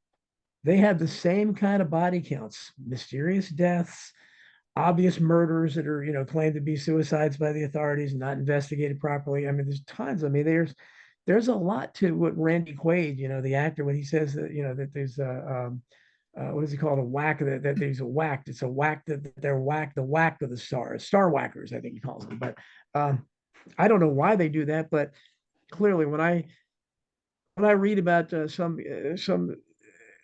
entertainer dying in some bizarre way that normal people never die in, I think, okay, he got whacked, like Randy Quaid said. I don't know, and I don't know how many. If I hadn't been investigating these, for instance, when I was again a teenager working for Citizens Committee of Inquiry, I was at Mark Lane's office and in D.C. and he got a phone call from Hollywood. And I guess he was so excited that myself and another teenager were there. And afterwards, he started gushing of how excited he was about Freddie Prinze, who at the time was was like the hottest young comedian in Hollywood. He was starred Chico and the Man. It was a big hit show for a while. And so, I said, wow, Freddie Prinze is calling you. Freddie Prinze was obsessed with the JFK assassination, absolutely obsessed at the end of his life. He was watching his bootleg copy of the Zapruder film every day, calling Mark Lane and saying, I want to do something. And, so if I had been there, I would not have associated his death about a month later. That is about a month before he died. A month later, they claimed he killed himself. If I hadn't been there that day, I would have never associated him with the JFK assassination because there was never anything in the media about it. And when he died, they did a Lifetime movie of the last days of his, nothing about the JFK assassination. When I know for a fact that was what his number one obsession at the end of his life. They had nothing about it. That's again how the media lies about these things. Same thing. I didn't discover this till much later about John Belushi, who I loved on Saturday Night Live. And I suspected he was into the JFK assassination because Dan Aykroyd, in the book about Saturday Night Live, the history of it, when he left his recollections about Belushi, said he counted amongst his friends, and one of his friends was Judge Jim Garrison, who of course is connected to nothing but the JFK assassination. There's no way, no reason for him to be friends with Jim Garrison. So I knew he must have had an interest, but I couldn't prove it. And then I discovered a quote from Dick Gregory, who was a comedian who was also into these assassinations for a long time, where he said that Belushi had called him the night before he died. Told him, "Hey, look, man, I've got some information. I want to talk to Mark Lane about it. About the JFK assassination." And the next day, he's dead under very questionable circumstances. Sal Mineo, another actor who we know that Orson Welles was planning a movie for a long time on the RFK assassination. Sal Mineo was set to play Sirhan Sirhan. Sal Mineo gets stabbed outside, stabbed. So I mean, who knows how many of these other guys that I wasn't, if I had been there that night, I wouldn't know Freddie Prinze. It took me a long time to know about John Belushi because they don't talk about these things publicly. So who knows how many of them might have been 9/11 truthers? We don't know. Well, And I know so I think again they're hmm? I've heard What's that? excerpts. I've watched video excerpts of both Michael Jackson talking about Yeah. things that he was not supposed to be talking about, and then Yes. Yes. Prince saying the same thing, talking Yeah. about Yeah. things that they weren't supposed to be talking about. This was later, much later in their career, and Yeah. it's kind of like you and I. For me, I had an awakening, and the only thing I could think about is investigating and asking questions and Yeah. researching. And and back in those days, they didn't have the internet like we do. They didn't have podcasts and shows. So these individuals like me, you catch a fire, and now you become obsessed with understanding the truth because you recognize I've been lied at this level. What else am I being lied to about? And these individuals, they're famous, but I'm infamous. I'm just an individual. I started researching. They started researching, but they had reach that you and I did not have. And they were, and you're like, okay, so they're investigating and they're starting to come out and start talking. And again, the whackers, they're like, you can't talk. We can't have you talking because you have a Yeah. platform that reaches not millions, not thousands, but billions. We can't have you out there sharing these things. And so you're right. We don't. So how many people do you think that I have? Okay, there's the 27-year-old club or something like that with all the Yeah. rockers. A lot of them Yeah. just die at Mhm. 27. It's that magic number of 27. Yeah. Um, what? And I've always thought, well, they had too much fame, they couldn't handle it, and they just OD'd. And then I'm like, now you're telling me that maybe so. I mean, a lot of people looked at Kurt Cobain's death and said, no, no, Yeah. no, no, it doesn't Yeah. look like Oh, what we're sure. told. But I Sure. don't know enough Sure. about Kurt Cobain to wonder why that things would have been and they so Well, yeah, I have a friend that's done a lot of work on his death. And yeah, I mean, there's so many. I mean, in On Borrowed Fame, I went over a lot of them. from George Superman Reeves, who was almost certainly murdered by Eddie Mannix, who was a mobster-like figure, secondhand man to Louis G. Mayer at MGM, and Reeves was having an affair with his wife. Almost certainly was murdered by him. To people like Brittany Murphy, who was a lovely young actress that just died inexplicably at age 32. I mean, just gorgeous though actress, and there's no explanation for that at all. And then her husband, she was married to this really creepy guy that I don't know what she saw in him, but he died like a month or two later, same way, inexplicably. So I don't know what they're. And there's a woman that somehow was tied to Brittany Murphy. Her name is Julia Davis, I think, but I've never been able to get a hold of her. But it had something to do with people coming across the border that were maybe drug cartel people or something. I don't know, but somehow Brittany Murphy was supposedly going to be one of her witnesses, and I have no idea what the connection was there. Was that it? I don't know, but the deaths are very, and that's what I say about Hollywood. Hollywood is like Washington D.C. These kinds of deaths, they never get solved.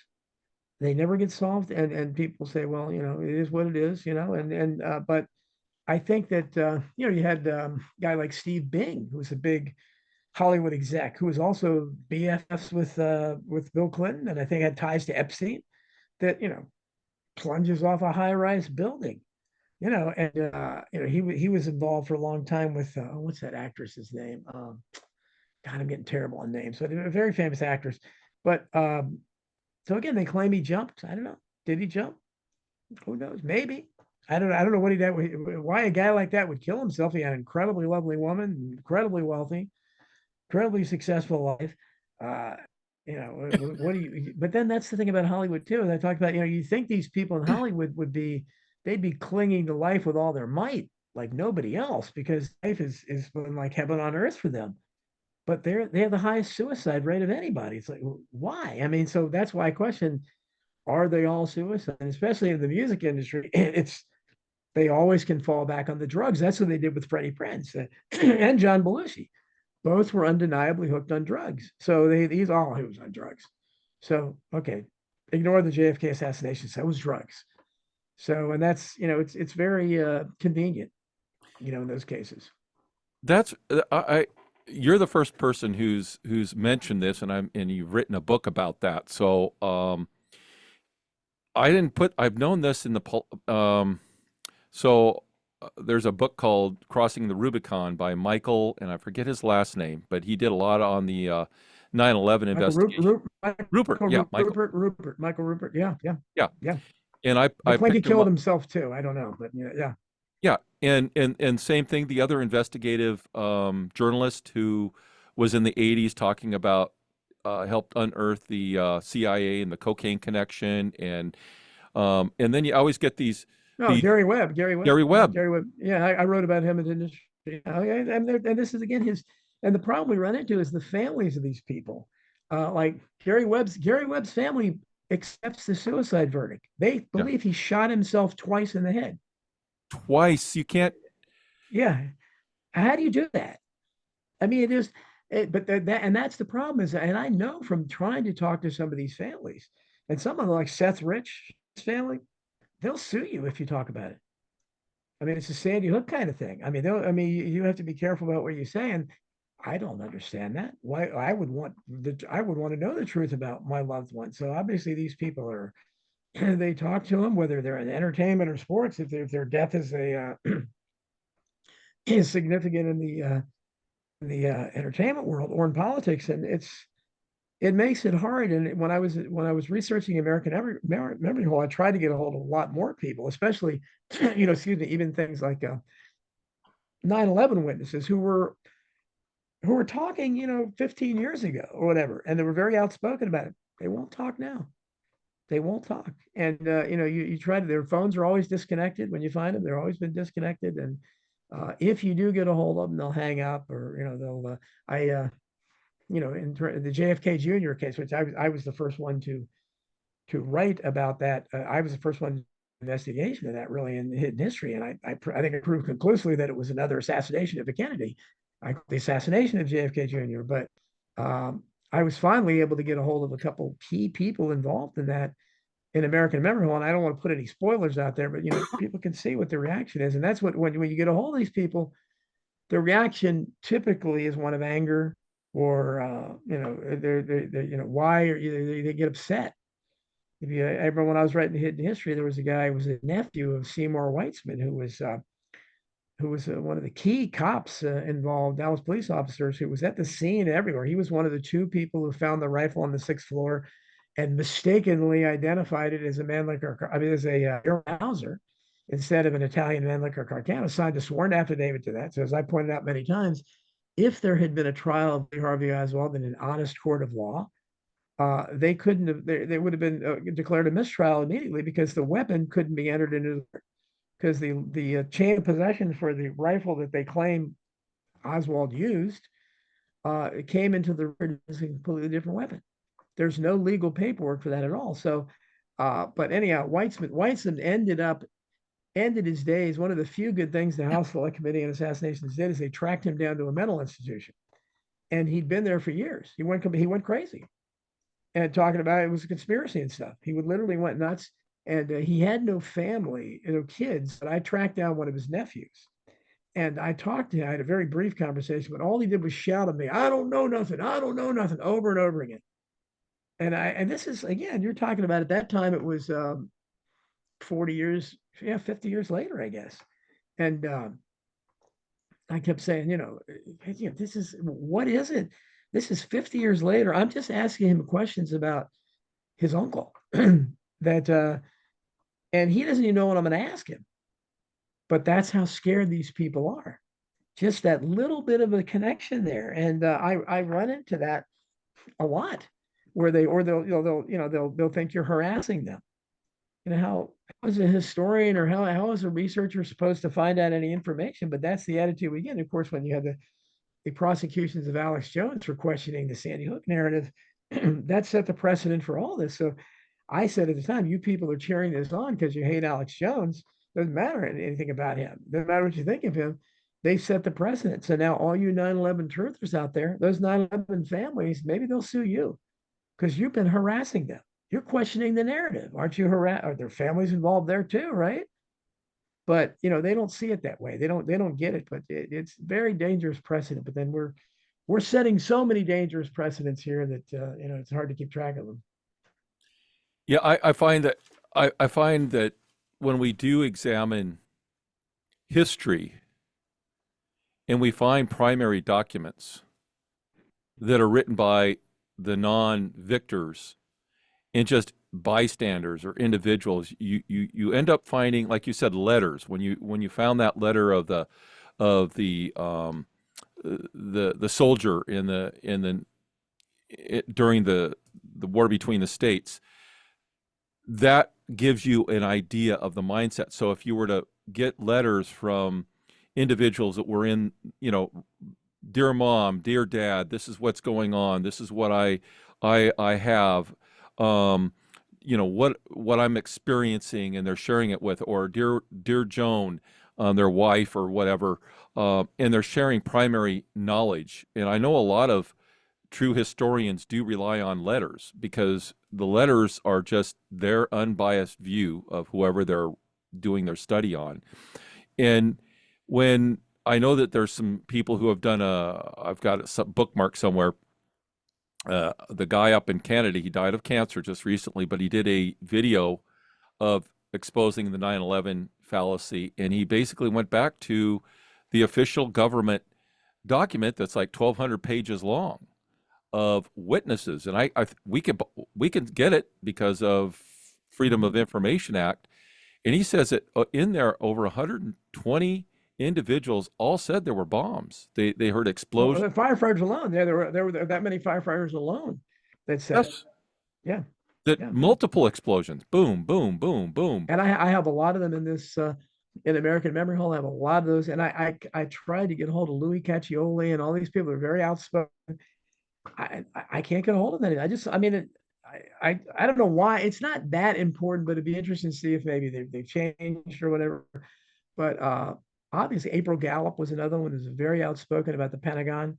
Was and launched a lawsuit against Rumsfeld and Cheney and stuff for a while. Again, I don't know what happened.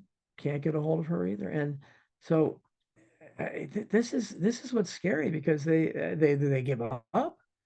And there's, of course, there's so many deaths too. There's so many unnatural deaths associated with 9/11 and lots of these cases. But I have a lot more in there about this and trying to get to the bottom of, like, there's a guy in the Oklahoma City bomb. The guy's name was Loudenslager.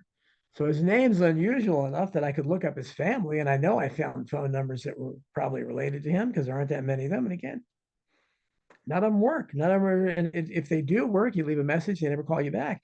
But this guy was, you're talking about a psyop. I mean, he was seen by multiple witnesses helping, assisting in the, and also arguing with ATF people and everything about the bombs that were obviously in the building on Oklahoma City and that had been placed there.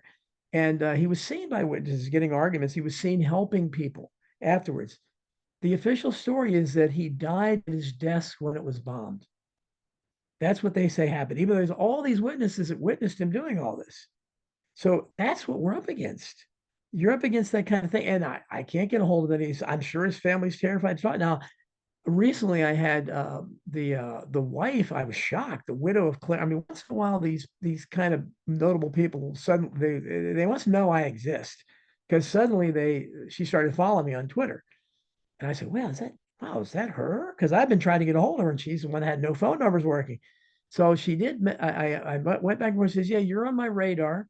I just, I'm skipping, and I don't know if I'm ready to talk because she was the widow of Clarence Yake, who was the police officer who was obviously killed in Oklahoma City, who was questioning things openly and saying, "Hey, what's going on here?" One of the kind of like the Roger Craig and JFK assassination. He was the Roger Craig in Oklahoma City, and lots of bad stuff happened to this woman, or they were terrorizing her home and everything, trying to get her to shut up.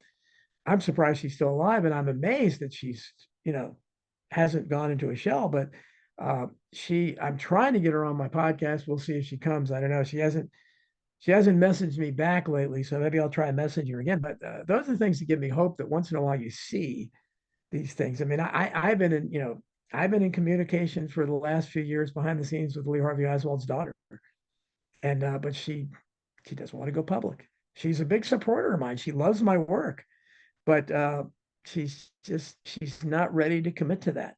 And that's the problem we have, is that and I understand it. I wouldn't want to subject my family to that either, but that's the problem you have when this thing is so big and people obviously know that it is there. They have a reason to fear this stuff. Then this is what happens. So again, I tell people, what are all these people scared of? There's no conspiracies. Why are they scared? Why do they report threatening phone calls? Why do they report, things being done to their house, as happens in all these cases? Who's doing that? Lee Harvey Oswald's family, James Earl Ray's family, Sirens. I mean, it's ridiculous. Yeah, for those who do not know, the official story is Timothy McVeigh and Nichols, whatever the guy, I believe, Terry Nichols, yeah. Terry Nichols pulled in with a box truck with Fertilizer its bomb. fertilizer bomb, and they took out the front half of the thing, and yet eyewitnesses said that the investigators were carrying bombs out of the building Right. after the fact, and they also looked at what that truck simulation would have done, and it would never have done what that building went through. Right. But they don't understand that there was a lot of documentation in that building that contained a lot of historical, a lot of lawsuits, a lot of things that were pending that powers to be did not want to surface, as I understand why that got targeted. Am I correct on this? Yeah, no, and it's I've had one of the few people that is, again, most of these people that are associated with either die or because I was very young when I started investigating these things, so most of them were way older than me, and they've either died or they've retreated into the shadows. They didn't want to do it anymore. One of the guys who stayed strong is State Representative Charles Key, who was in Oklahoma, and he was one of the biggest voices pushing for a grand jury and do an investigation. And he's been on my show a couple times. He's still asking the questions, but as he told me, like some of the people, I'm trying to track down the owner of the daycare center in the, I guess she was the manager owner of the daycare center in the Murrah building, which of course that was such a highlighted thing because all the kids were killed. And, the day he targeted because of the daycare center, that was the theme. But this woman reported seeing someone like McVeigh visiting there ahead of time. And much like Lee Harvey Oswald was impersonated in the weeks leading up to the assassination many times, McVeigh was also being impersonated. And they were trying to set his name up so people would remember it, just like they did with Yes. Oswald. Yes. But she, for whatever reason, I think she sold the daycare center or something right before the event. And her and her husband both tried to the authorities about the McVeigh that visited them and stuff. They disappeared. Like Charles Key said, hey, we couldn't find her back then. She's gone. She's in the shadows.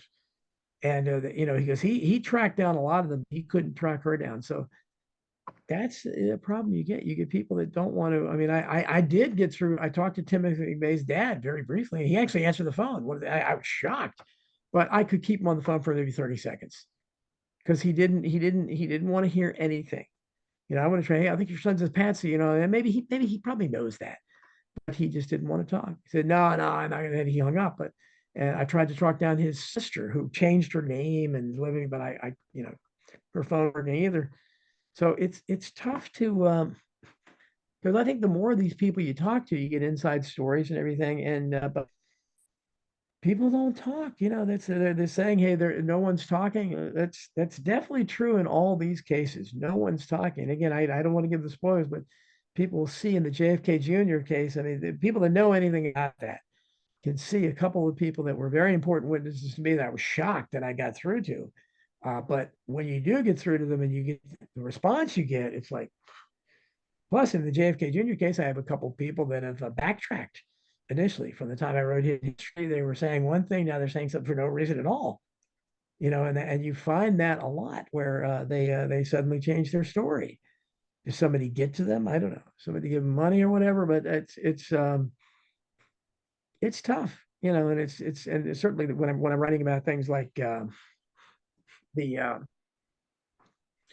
American Memorial, when I'm writing about things going back to the founding of the Republic and World War II and all these things, and McCarthy, for instance, one of the things I wanted to find out more about Joe McCarthy and what kind of family, how does his family feel? Because he's become such a caricature of evil, McCarthyism.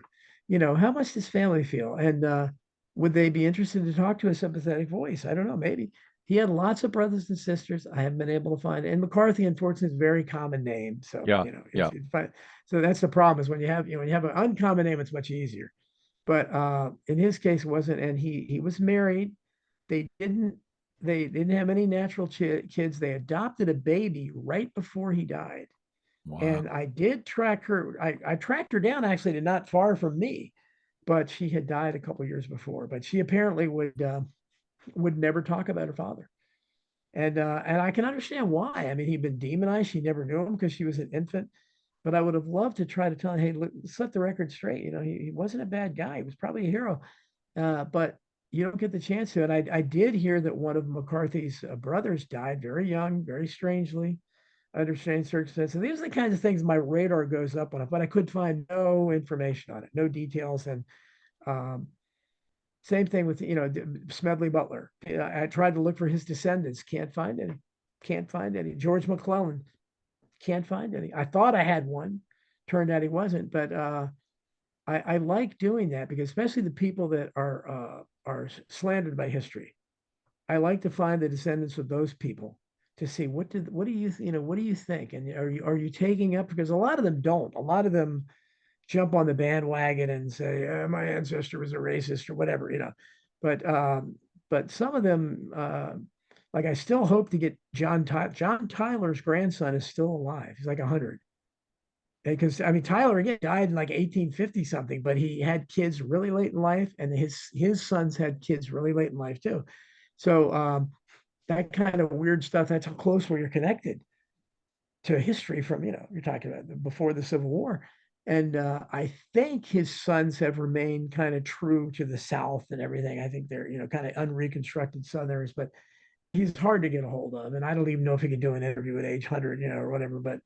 Um, that's what I try to do. I try to get that. I have a couple of researchers, Chris Grays and Peter Sikash, who really help me out a lot. And they find these things that I can't find, and they find phone numbers and emails and stuff. And most of the time, it doesn't work out, but when it does, it's really wonderful. Well, one of the myths out there is Rudy Giuliani did such a phenomenal job at 9/11. And I read a book. I read a book from the library about Giuliani, and I cannot remember the author's name, but he goes into great details of pointing out all the things that he did not do, all the things that he didn't even do anything prior, all the promises he made, and he failed to keep them prior to 9/11, and then Yeah. how he basically was named there only, that he literally was not carrying the ball, he was not doing anything properly. And so that plays into my part of, he was built into a myth. He was, and then we know that all the materials that were taken out of the towers were all shipped off to China. No Mhm. investigation was done, and I believe he was part of that, and that he played his Yeah. role. And he's best buddies with Trump, and Trump says he's going to investigate. Now, I have the point where they're all criminals. This is my own opinion. I think that all these guys are criminals. They're all mob bosses. They're all part of the mobs, and there's like kind of infighting between the mob. Okay, this is my territory, that's your territory, but we all have a territory, and we're all working for the same basic thing. If I get out of hand, I'll get whacked, just like you do in mob world. Um, but I will go along. I'll play my part. I'll get all the fame and the fortune and everything that goes with it. But the bottom line, they're all owned. They're all part of a much larger picture of what we started out with on this show. Was there are powers above the politicians that want That's things true. to stay the Yeah. way they are, and they do not want you, Yeah. and that the CIA, the military, are their foot soldiers, basically, to carry out their plans. And you That's, said survival of the richest. yeah. Talk about the role of the richest. The we're talking the wealthy of the wealthy of the wealthy, and we're talking Right. infrastructures like the banking cartels and all that goes Right. on at the top, and they are all Luciferians. I mean, they all serve Satan. There's no way Yeah. they Well, don't. yeah, that's true. And then the survival of the richest is subtitle how the corruption of the marketplace and the disparity of wealth created the greatest conspiracy of all. I was inspired a lot by Huey Long, who is my number one political hero, even over John F. Kennedy. I'm single-handedly trying to restore his reputation. Got a lot of people that love Huey now. Another one that was assassinated, but um, when you look at the consolidation of wealth, and that's my economic book, and the left loved my book.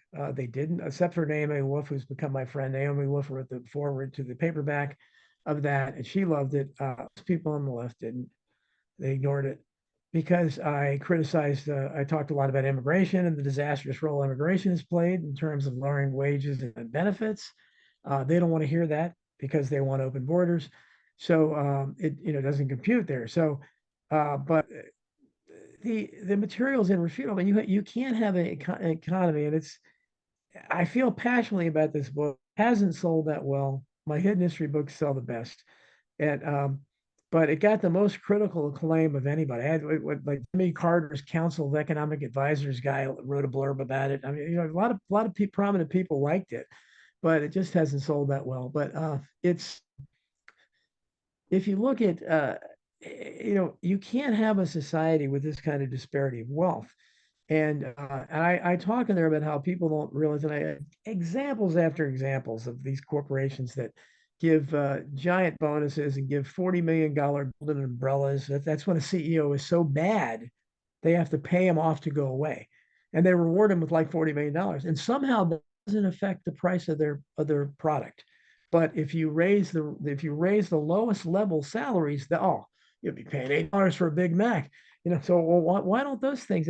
Again, it's such a joke, and I discovered so many stats in it that the bottom half of America, the bottom 50%, makes less than $28,000 a year, I think it is. So half of America has nothing, and has less than 1% of the collective wealth. That's half your country. And that was, I wrote that book in 2017, I think. So maybe 15, I don't know, 17, I think. But since then, I've seen things, that's not even looking at the impact of COVID and the lockdowns. That just created more consolidation of wealth, more Oh, I unemployment, wonder. I wonder if that wasn't part of a plan. Yeah. Okay. Go ahead. you think, you think, yeah, and also the impact of these incredibly poor. All these illegal immigrants are entering at the very bottom of that 50%, the bottom 50%. Yep. So they're adding to it. Yep. So obviously, since I wrote the book, I'm sure it's over 50% now makes less than 27,000 or whatever it is. And if it continues, so they're squeezing out what's left of the middle class, because you have the elite, the top 1% that we can't even fathom, and then you have basically the top 20%. That's the managerial class. We have a casino economy, so 20% win, but for them to win, 80% have to lose. So the bottom 80% lose in varying degrees. So you have that bottom 50% that really is, they have nothing. I mean, they're from working 2 dead-end jobs, living paycheck to paycheck, to living on the street. Yeah, that they're all in that category. So you have the top 20%. So that leaves you with 30% or less now, because it's getting squeezed out by the more illegal immigrants at the bottom.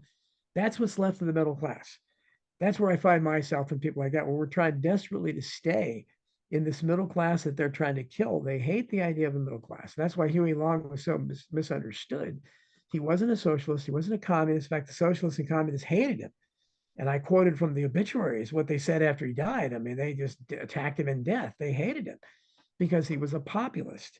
He knew his share our wealth program, where he wanted to have a new taxation system where the first $1 million of income was untaxed. That would be $12 million today. So no one, would have paid to any taxes at all, any income taxes. Who would be against that? No one but the absolute top tier. And that's why that's who's running things. Yeah. Otherwise, they should have celebrated. Oh, this is great. But and he showed what he could do. And unlike most liberal politicians, he achieved great things while he was the governor of Louisiana. He paved the entire state. He built tons of new buildings and hospitals and roads.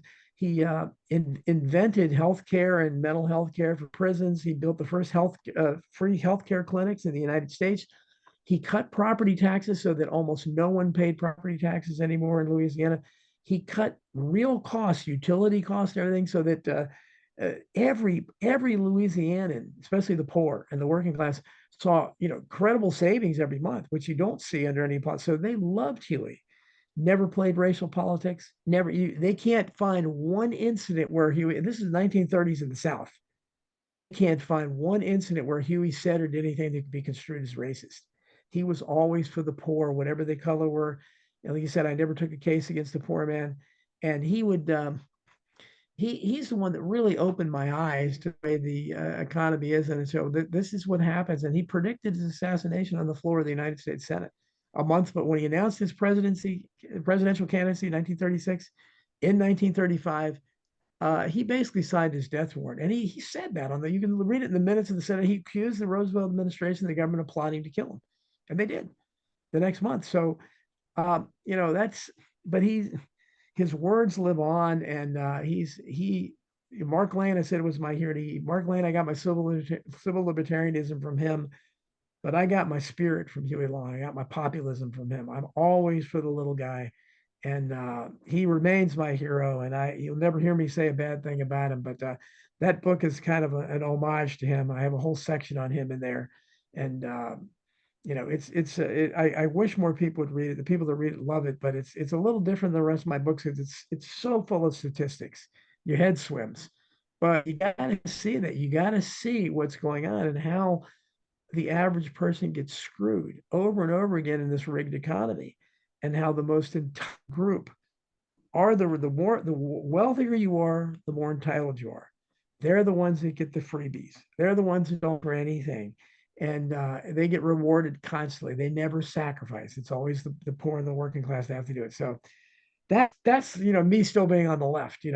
Survival of Riches is kind of my leftist book, but unfortunately the left doesn't like it.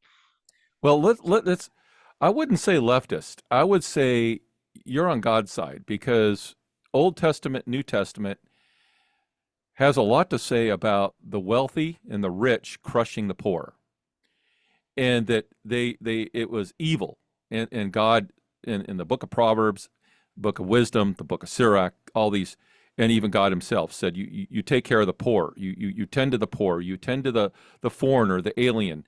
But it's like you look at the seven abominations, and it's right up there. The whole idea of using wealth to crush the lives of those that work for you. And then James in the New Testament says, "Oh, you workers of iniquity, you wealthy, who the laborers cry out for money, for food, because you grow wealthy on their backs. Woe to you." And then Jesus talked a lot about wealth and woe to you, woe to you. And so the fact is, this is a biblical mandate, a heavenly Father mandate, a Jesus Christ mandate, is that we look at equity. We look at not how this has been used today to divide us, but I'm talking about a laborer is worth his wages, and this inequality of the CEO, because the fact is the average CEO revolves from one board to the next board to the next board to the next board. I've seen companies, I've been part of companies where the CEO comes in, they pay him a huge amount, they screw the company over, they go out with a parachute. Next one comes in, they last a couple of years, they screw the company over, they get a golden parachute, and then they go into the other company, and then they'll go to another company, and they'll go to another company, and it's an incestuous design. And what they're doing is they're milking all the wealth out of these companies, and every time that they want to get bonuses, they lay off people. So instead of saying, I'll take one for the employees, and I'll just make $1 million and be happy with it. Oh no, we've got to have 30 million, 50 million, 60 million, 100 million, and that's all in shares. So now I don't get taxed like the average guy that works for me. But then we got to lay off 10,000 people so I can still get my thing. And if people don't, this is how corporations today are run. And I don't know if a lot of the private ones per se do this, but the public ones definitely are run this way. And this is not of God. Again, this is the opposite. And yet the same mentality is the same mentality that allows us to go over and destroy other countries and steal their wealth. I mean, Venezuela, a lot of people make them out to be the bad guys. They just said, we want to own our rights of our resources, and we want to sell them on our terms in the United States. And the oil companies and everybody else said, oh no, you can't do that.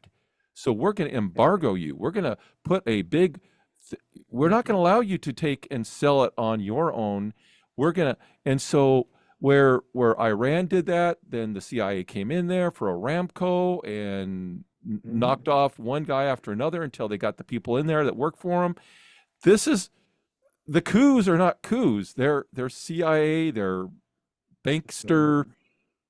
I mean, this is history, and you can read it in books. And now, well,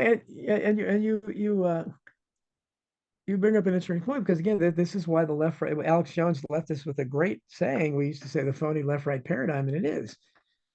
I'm outside that. So what I'm espousing with Huey Long and all that is, it's considered as far left as it gets, right? But also, I'll talk about the Great Replacement theory and how they're anti-white agenda, which is about as far right as you get. So I mean, these things are connected. And if you talked about this, when we look at these foundations and all the evil work they do, if Huey Long was already interested in the foundations of his day, and they were just started really. Now, if he was around today, the first thing he'd do, that's where he would look for the wealth first. Yes. He would look, okay, let's audit the Gates Foundation. Let's audit the Rockefeller. Let's audit the Clinton Foundation. Let's audit the Carnegie Foundation for International Peace, which I, by the way, in my book, Crimes and Cover-Ups, the Carnegie Foundation for International Peace, to show you the way these guys play games with this. Nice name, right? International Peace.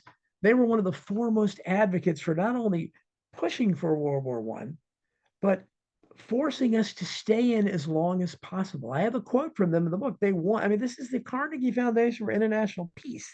So these are just horrible organizations, and who knows how much wealth is in them. We don't know. They've never, just like the Federal Reserve's never been audited, fully audited. So that's where you would start. If Huey Long was around today, that's where you would go for the money. And so I have so many people say, oh, you want to redistribute the wealth. Well, you just think anybody's rich is richer than you. It's like, what? I said, look, man, nobody's going to take your wealth. I know basically how much money you have. Under no system would Right. somebody come after what you don't have anything. So it's like, what are we going to take? $100,000 from you or something. There's what we're looking at the unfathomable wealth, the people that we can't even fathom, the top 1% of the 1%, and all this ill-begotten wealth and foundations, offshores, it's not taxed, things like that. Most people don't realize that in the 1990s, when they started to be popularizing these so-called performance bonuses, and which is a joke because usually the performance is terrible, but somehow they get a tremendous bonus for it, that they're tax-free. They pay no taxes on it. Do you hear Bernie Sanders talk about that? Or anybody hear him No. talk about we got to stop those tax-free performance?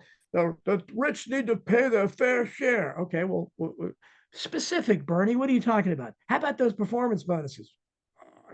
No, he's not talking about those.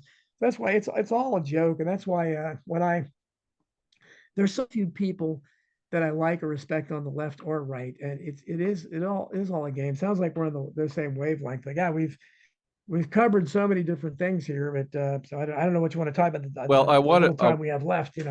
Well, I want you to tell me first of all, because I didn't know you had a podcast. So tell me where I can find your podcast, what it's called. It's I protest, and same thing as my Substack. I'm shadow banned everywhere. I wrote a book about COVID called "Masking the Truth," how COVID-19 shut down civil liberties and destroyed the world, and took over the world, shut down the world. And I have Dr. Sherry Tenpenny, prominent. She wrote the foreword to that.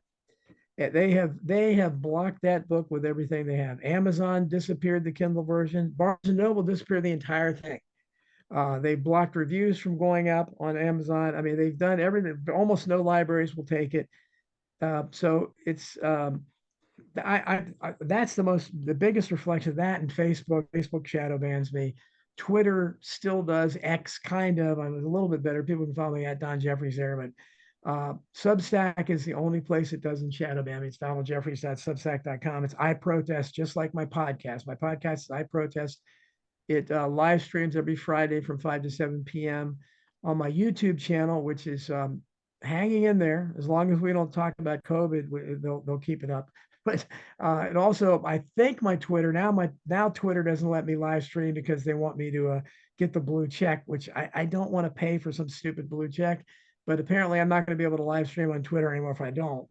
And also rockfin.com, the America Unplugged channel there. So and fortunately for me, it gets picked up. Lots more people listen to it in archive because Jeff Rensis has a big network. He broadcasts the reruns, and Alex Jones's Band.video has my shows up there now too. So they get millions of people there. So more people watch it there. But yeah, I have I have provocative guests. I have a lot of January 6 shows. I had Ashley Babbitt's mother on a couple times, and so we talk about as you might expect, lots of controversial stuff.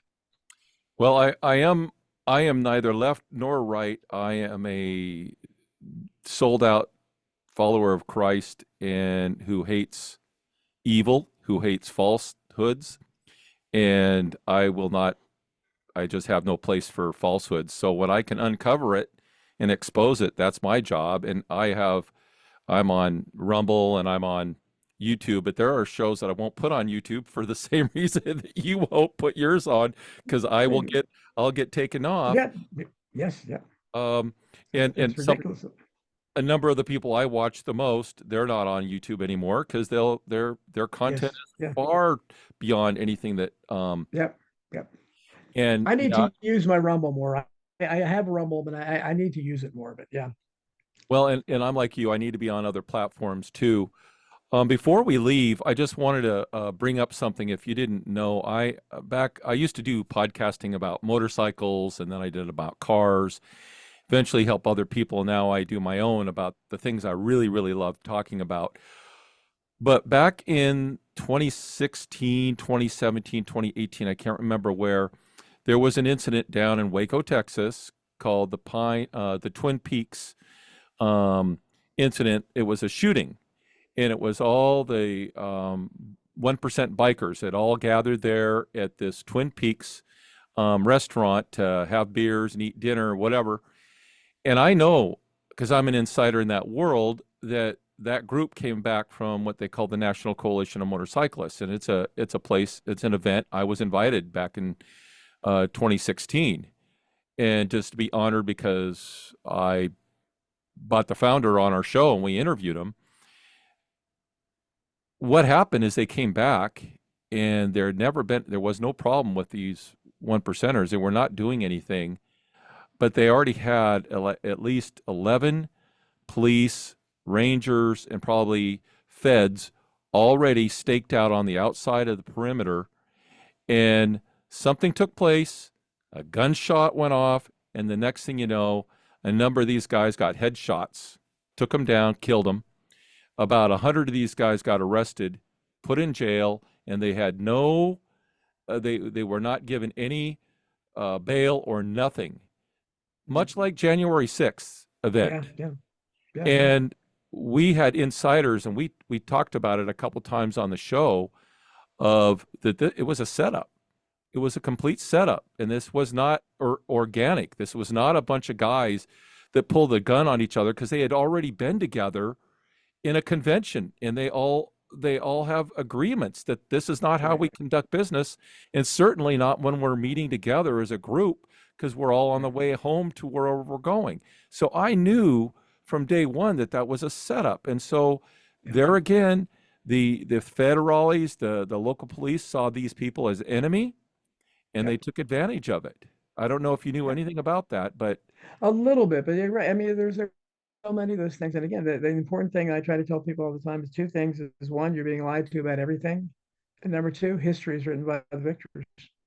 I mean, those are things to always remember. But some people understand that, but other people just continue to fall for the same stuff. well, and I appreciate your time. I think we'll be in touch again in the future, and this has been a lot of Yeah, fun. we're on the same wavelength. Yeah, well, it was nice talking with you. And so thanks a lot for coming on. And folks, I want to thank you for joining us. Thank you for following the show. Make sure you share it with all your friends. And I just want to let everybody know, as I like to say, until the next time, remember, be a lion and not the prey.